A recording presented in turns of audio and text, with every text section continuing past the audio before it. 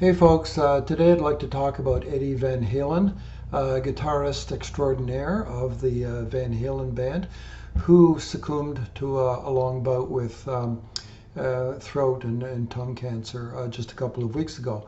Now, as most people know, Eddie Van Halen was just a brilliant guitarist that a lot of people have emulated.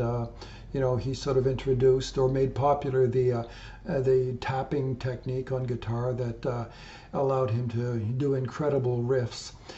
He was quite a showman as well on stage and was known for pretty wild and crazy stage antics, some of which got him, damaged on stage. Be that as it may, though, his fame resides on his brilliant guitar work, and he was the principal songwriter for Van Halen as well, too. Now, he was born in Amsterdam, Netherlands, to parents. His mom was Indonesian. His dad was Dutch jazz musician, and he and his older brother Alex were both introduced to music at a very young age. The family immigrated to America when the boys were just, kids, and settled in California. To quote Eddie, with literally $50 and a piano is all they emigrated with. Anyway, Eddie became something of a piano prodigy during his youth and won several competitions at the grade school level.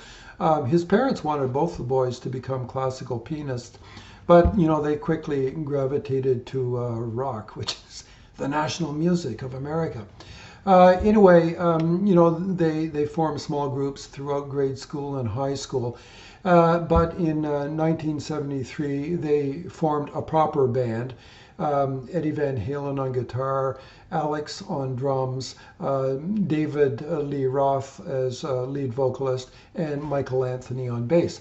And they hit the LA music club circuit and quickly made a name for themselves with just an astounding live performances. Within a couple of years, they were offered a contract by Warner Brothers. Another year, they hit the road on a world tour, and basically their name was then made because of the brilliance of the music and their live performances. And so they went on to, greater and greater fame. Now, over the years, they had some issues, personnel issues. David Lee Roth was with them for quite a while, then left the band. Sammy Hagar stepped in. Then he was gone. Then Roth was back. And throughout all this, Eddie Van Halen was involved with, a few other projects on the side. But throughout, he had an extraordinary career. But throughout his life, he was burning the candle at both ends. He started drinking and smoking when he was only 12 years old. And this contributed to, problems for him later on in his life, which I'll get to in a little bit. And eventually, became serious medical issues that had to be dealt with. But we're not going to dwell too much on the negative, and it's really about the superlative yogas that he has in his chart and the happy coincidence of running a dasha sequence that takes advantage of the yogas that you have in your chart. And we cannot take that as a given. Sometimes people have brilliant yogas in their chart that depend on certain planets, but their dasha sequence is all wrong, and they never actually get to run the dasha of one of the contributory planets to this, stellar yoga. But in Eddie Van Halen's case, he was fortunate, and he did run a dasha sequence that took full advantage of the yogas that were in his chart. So, let's get at that, and I'll bring a chart up on screen, and we'll look much more closely at this. And so here we have it, Eddie Van Halen's chart. Born 26th of January 1955 at 1:05 in the morning, Amsterdam, Netherlands. Now that sounds like an accurate birth chart, and I think, as we will see, maybe not in this video, but in analyzing the Amshas, I believe that this birth time is probably correct. We're just going to deal with the Rashi chart, the birth horoscope, in this video. So, as is my preference, I present the South Indian on the left-hand side of the screen with all the degree positions marked in. But on the right, this is the chart that I like to work with, the North Indian format. And just to clean it up, I've removed the degree symbols, degree and minute symbols from this chart. But you can find them all over here, and I'll refer to them as necessary. So, the first thing you want to do when you look at anybody's chart is try to find yogas.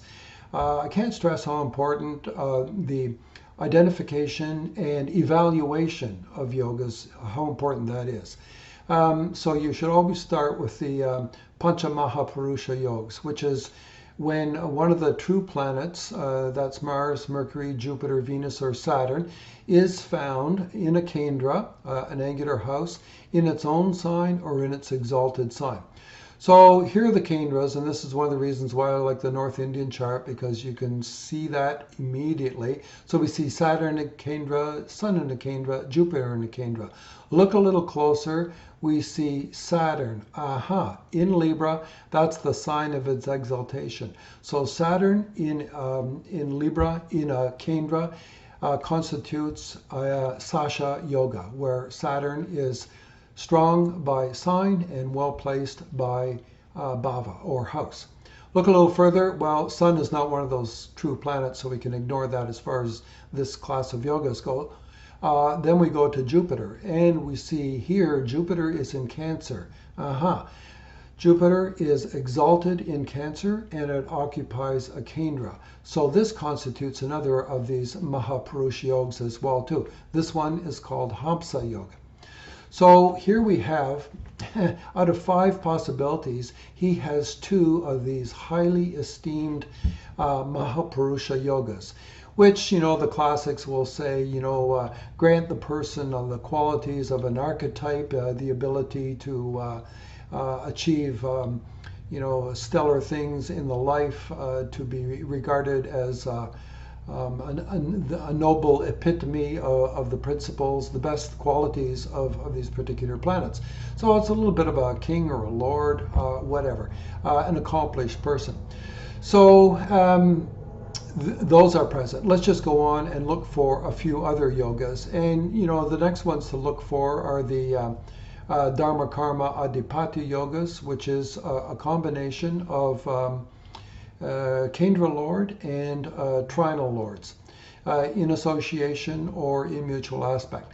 So I'll cut to the chase and not belabor this too much, but here's a pair right here, Moon and Mercury.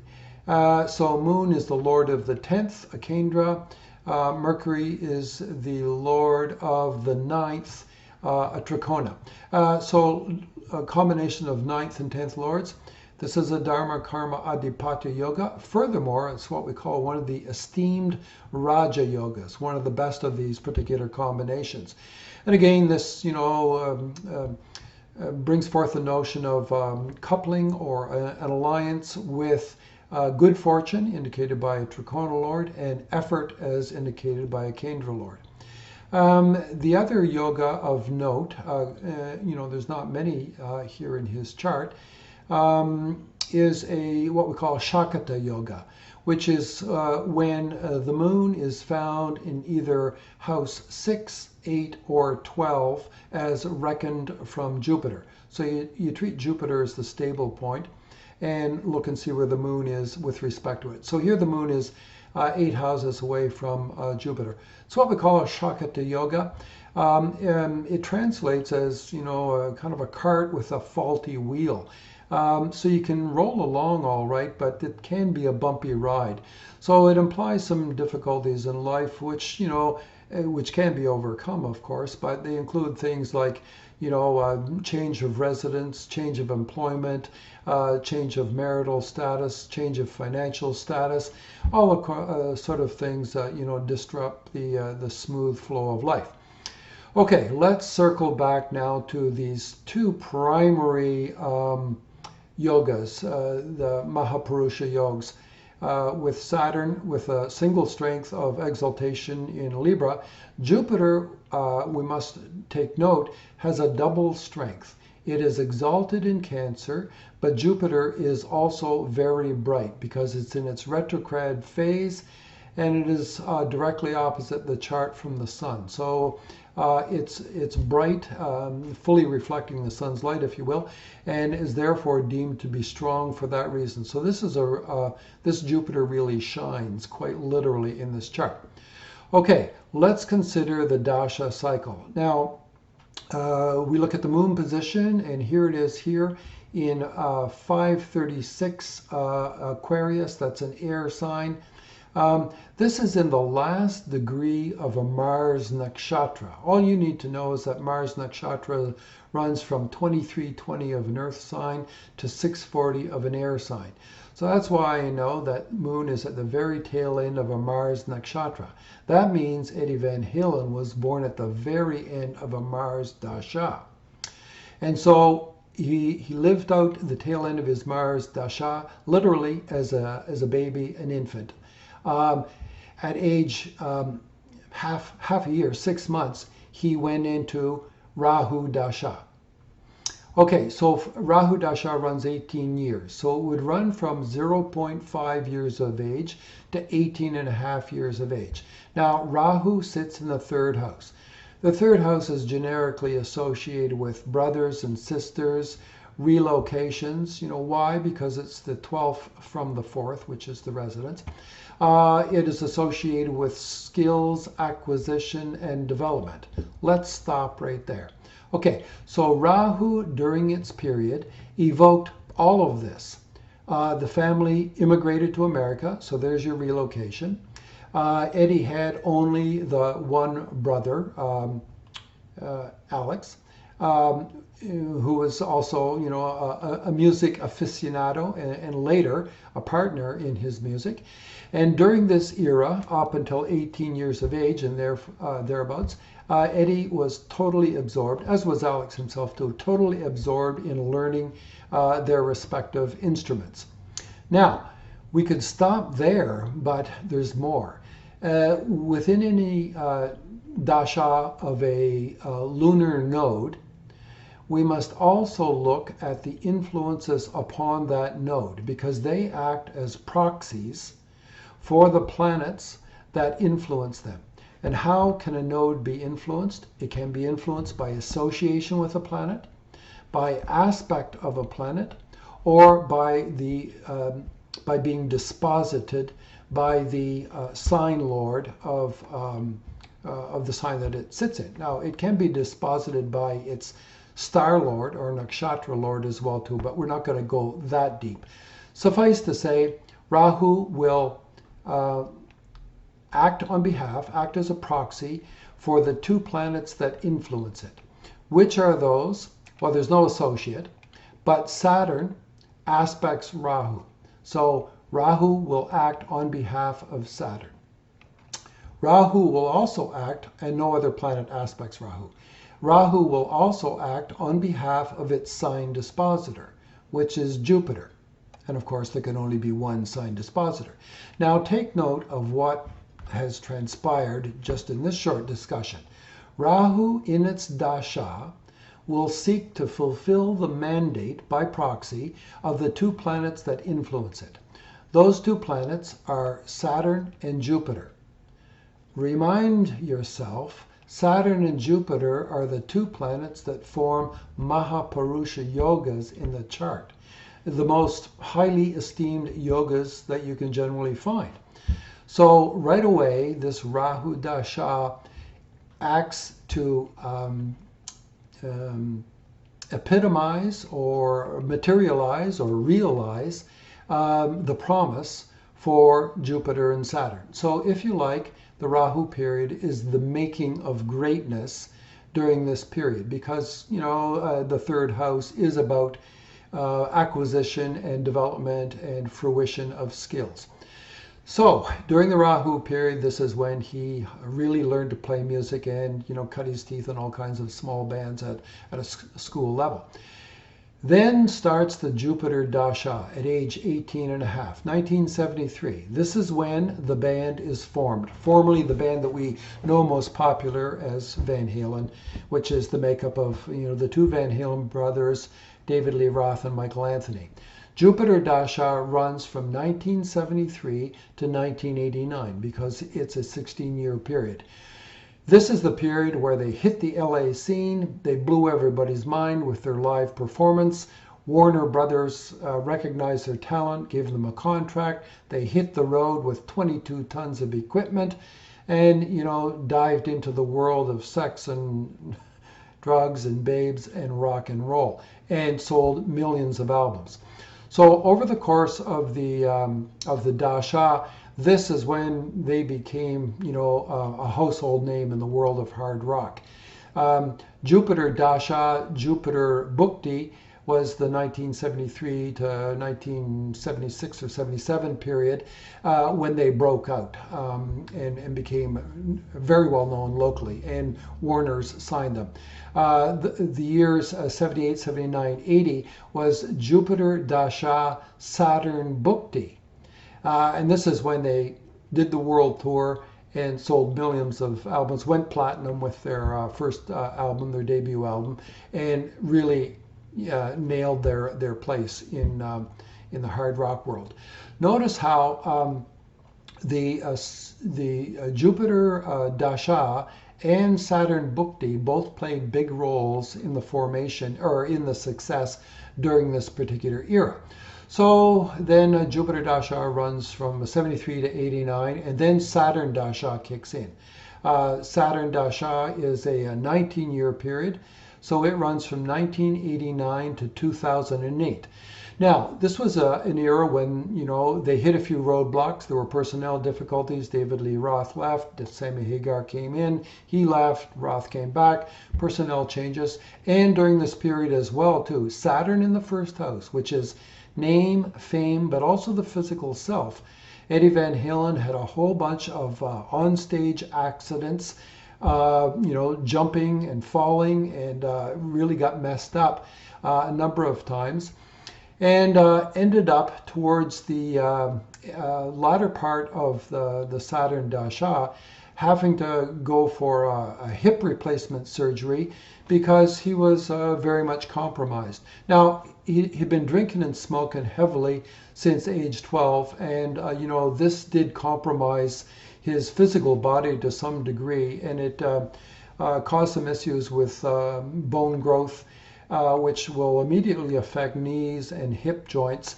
And this is what made him vulnerable, coupled with the accidents that he had on his stage, where he required hip surgery. But the Saturn Dasha was very successful. In the first part of the Saturn Dasha, which was Saturn Dasha, Saturn Bhukti, 1992, the band won a Grammy, which is a huge accolade for a band. And at the very tail end of the Dasha, that is Saturn Dasha, Jupiter Bhukti, Van Halen was inducted into the Rock and Roll Hall of Fame, which is another great honor. And again, coincidentally, these two major events in the sort of recognition of their status occurred during the conjoined periods of these two planets, Jupiter and Saturn respectively, that are the source of the Mahapurusha yogs, and coincidentally run concurrently. The sequence is Rahu, Jupiter, Saturn, Mercury.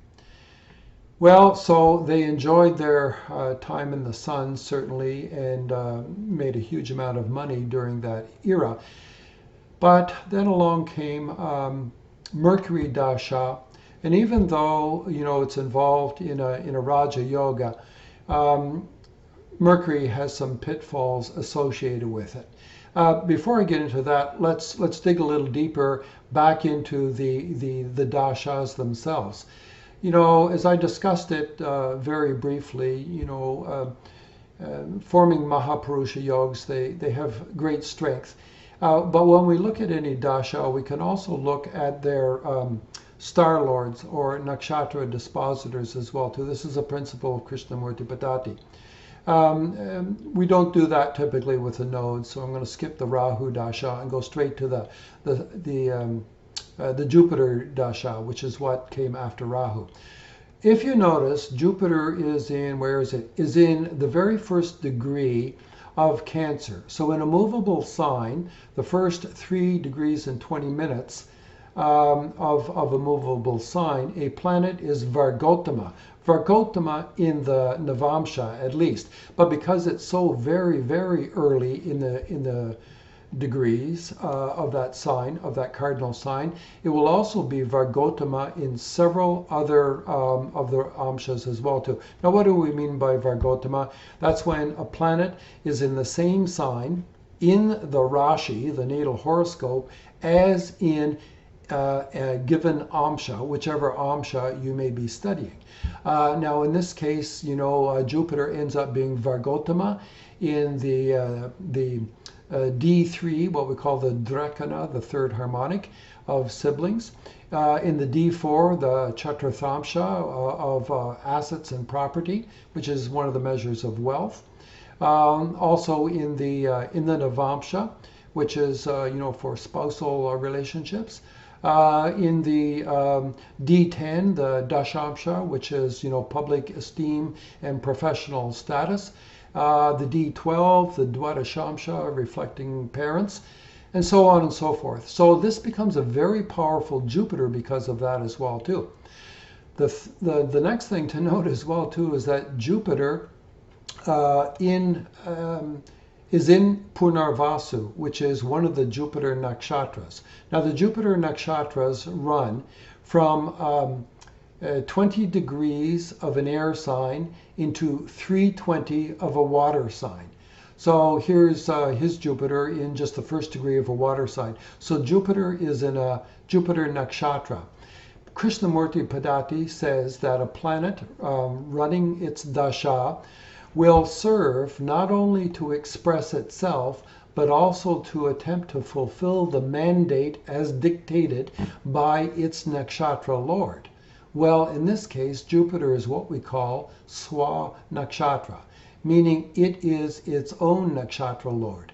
So when Jupiter period runs, it does its all for itself and not for any other planet. So this is what makes this Jupiter, and again, makes it especially powerful and effective in producing its imprint on the life. So Jupiter is, in the 10th house, name and fame and professional status.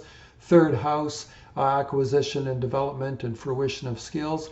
6th house, we might think is problematic. Yes, it is to some degree vis-a-vis health, and that was the beginnings of some of his issues. But 6th house is also, success over competitors, however you describe them.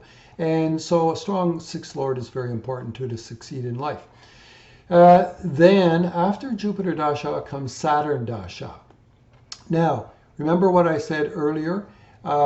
Jupiter nakshatras span 20 degrees of an air sign into 320 of a water sign. So look, here's Saturn in 26 and change, let's call it 27, of Libra. So late in an air sign. So Saturn as well is in a Jupiter nakshatra.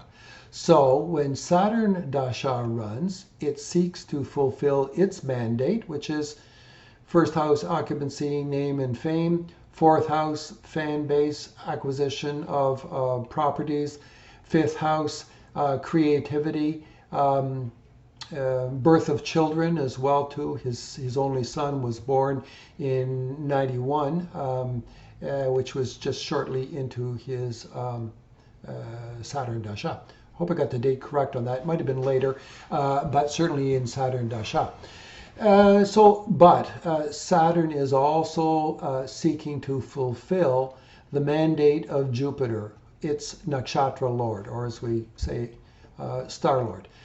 So again, these two dashas, Jupiter and Saturn, back to back, are both working primarily on behalf of Jupiter, which is in such a stellar situation, double strength in the 10th house in his chart. After that, Mercury, he no longer follows that productive path. Mercury, in and of itself, it owns a good house, the 9th, but also owns, Dashtana, the 12th. but it's involved in this major yoga, Raja Yoga. But its star lord, let's see where Mercury is. Mercury is in the very first degree of an air sign. So remember I said earlier, Mars nakshatras run from 2320 Earth to 640 of air. So this Mercury is in a Mars nakshatra. So this says that when Mercury Dasha runs, it will in part seek to fulfill the mandate of Mars.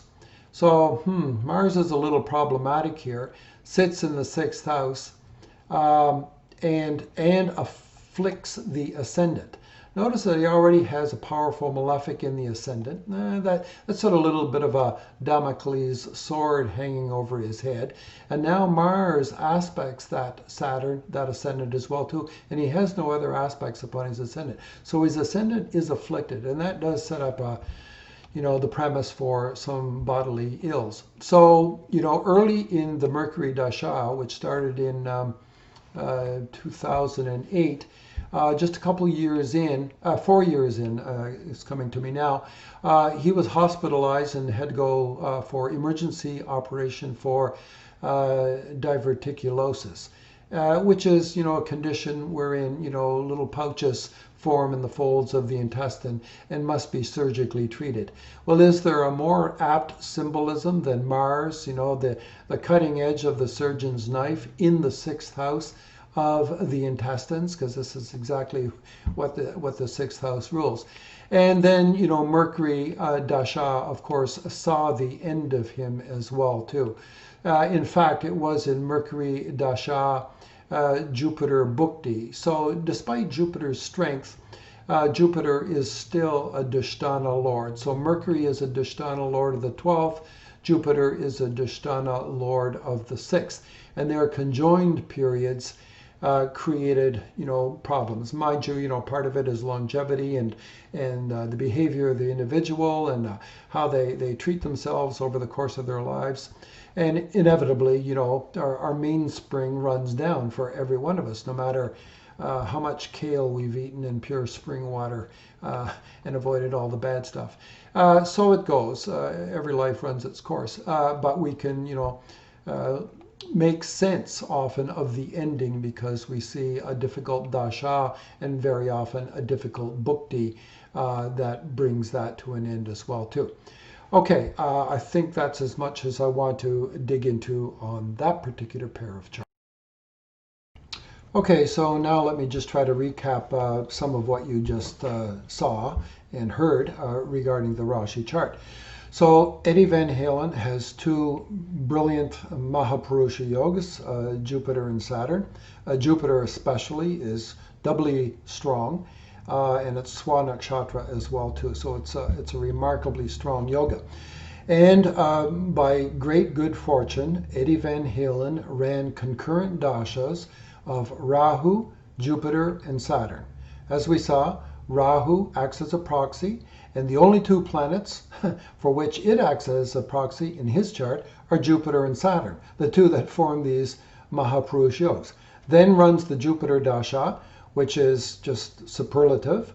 Then runs the Saturn Dasha, which is almost as good.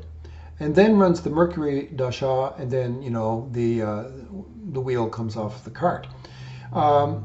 Now, that's just part of the picture, but, Eddie Van Halen's chart is, almost a textbook case of the beauty of yoga vichara, the analysis of yogas, coupled with dasha vichara, the analysis of yogas. And it points up very nicely how a person can be conditioned by a couple of very good dashas such that even after that they can remain on their plateau without falling off it. Like Saturn is quite good, but not as brilliant as Jupiter, and yet he stayed up there in the rock and roll stratosphere all that time. He had a really stellar career. Now this is only part of the story, of course, but for those who know how to dig into them, the Amshas are another whole world of analysis. We call this Amsha Vichara.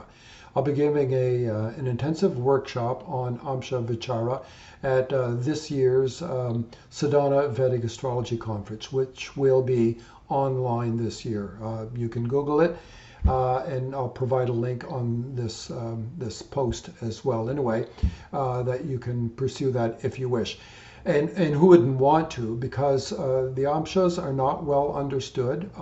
What I know of them comes courtesy of my teacher, Hart Defoe, who refined a system that was developed by Seshadri Iyer, a brilliant mathematical Jyotishical scholar of India. And the body of technique that is now available to those of us who, bend our heads to it, is nothing short of remarkable. Now, as an example of all of that, I've written a post, an article that I've posted to my website, navamsha.com, and you can check that out, where I go into some detail regarding the D4 and D10 respectively, which are a pair of the Amshas that Seshadri Iyer recommended analyzing for mundane considerations. Mundane being, your net worth and assets, your professional status, and and professional accolades and fame. And I go into that to some degree. In the D4, for instance, in Eddie Van Halen's chart, Jupiter is Vargotama in its own sign in a Kendra. In the D10, the Dashamsha, Van Halen's Jupiter is in its own sign in a Trikona. Now these are very good signs in those particular Amshas for mundane, worldly, professional success. On the flip side of it, he suffered many injuries, accidents, surgeries, and had complications, medical complications, which were perfect storm of, personal behaviors and life circumstances. And, let's let him off the hook to some degree, perhaps genetics as well too.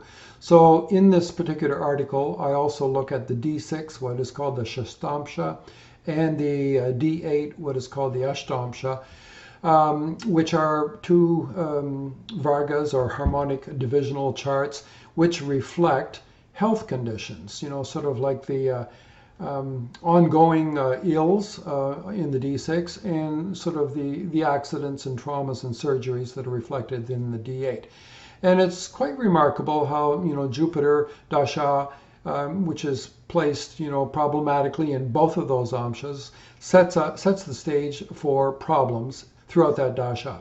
Saturn is a little better placed in those two Amshas, but as I said earlier, the whole notion of conditioning by Dasha, if one lengthy Dasha is very problematic, the other Dasha, although the Lord may be better placed, it may not allow recovery.